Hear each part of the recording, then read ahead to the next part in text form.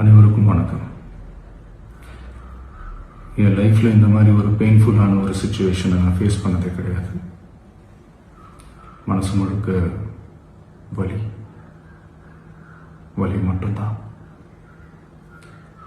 இந்த சுற்றுப்பயணத்தில் என்னென்ன மக்கள் பார்க்க வராங்க, அதுக்கு ஒரே ஒரு காரணம் தான், அவங்க என் மேலே வச்சிருக்கிற அன்பும் பாசம். அந்த அன்புக்கும் பாசத்துக்கும் நான் எப்பவும் கடமைப்பட்டிருக்கிறேன். அதனால தான் இந்த சுற்றுப்பயணத்தில் மற்ற எல்லா விஷயங்களையும் தாண்டி மக்களுடைய சேஃப்டி, அதில் எந்த காம்ப்ரமைஸும் பண்ணிடக்கூடாதுன்றதுக்காக தான் அது என் மனசில் ரொம்ப ஆழமாக இருக்கும் அந்த எண்ணம். அதனால தான் இந்த அரசியல் காரணங்கள் எல்லாத்தையும் தவிர்த்துட்டு ஒதுக்கி வச்சுட்டு மக்களுடைய சேஃப்டி மட்டும் மைண்டில் வச்சுக்கிட்டு அதுக்கான இடங்களை சூஸ் பண்ணுறது, அதுக்கான இடங்களை பார்த்து பெர்மிஷன் கேட்கறது, போலீஸ் டிபார்ட்மெண்ட்டில் அதை ரிக்வெஸ்ட் பண்ணி கேட்போம். ஆனால்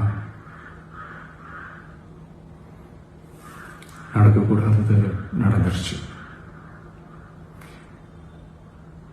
ஆனால் மனுஷன் தானே, அந்த நேரத்தில் அத்தனை பேர் பாதிக்கப்பட்டு இருக்கும்போது எப்படி அந்த ஊரை விட்டுட்டு என்னால் கிளம்பி வர முடியும்? நான் திரும்ப அங்கே போகணும்னு இருந்துச்சுன்னா அதை ஒரு காரணம் காட்டி அங்கே வேறு சில பதட்டமான சுச்சுவேஷன்ஸ், வேறு சில சம்பாவிதங்கள், அந்த மாதிரி எதுவும் நடந்துடக்கூடாதுன்றதுக்காக தான் நான் அவாய்ட் பண்ணேன். இந்த நேரத்தில் சொந்தங்களை இழந்து தவிக்கிற அத்தனை குடும்பங்களுக்கும் என்னுடைய ஆழ்ந்த இரங்கலை தெரிவிச்சுக்கிறேன். எனக்கு தெரியும், என்ன சொன்னாலும் இது ஈடையாகாதுன்னு எனக்கு தெரியும். ஹாஸ்பிட்டலில் ட்ரீட் பண்ணிகிட்ருக்கிற எல்லாருமே சீக்கிரமாக க்யூர் ஆகி வரணுன்றதை இந்த நேரத்தில் நான் வேண்டிக்கிறேன். கூடிய சீக்கிரமே உங்கள் எல்லாரையும் நான் சந்திக்கிறேன். இந்த நேரத்தில் எங்களுடைய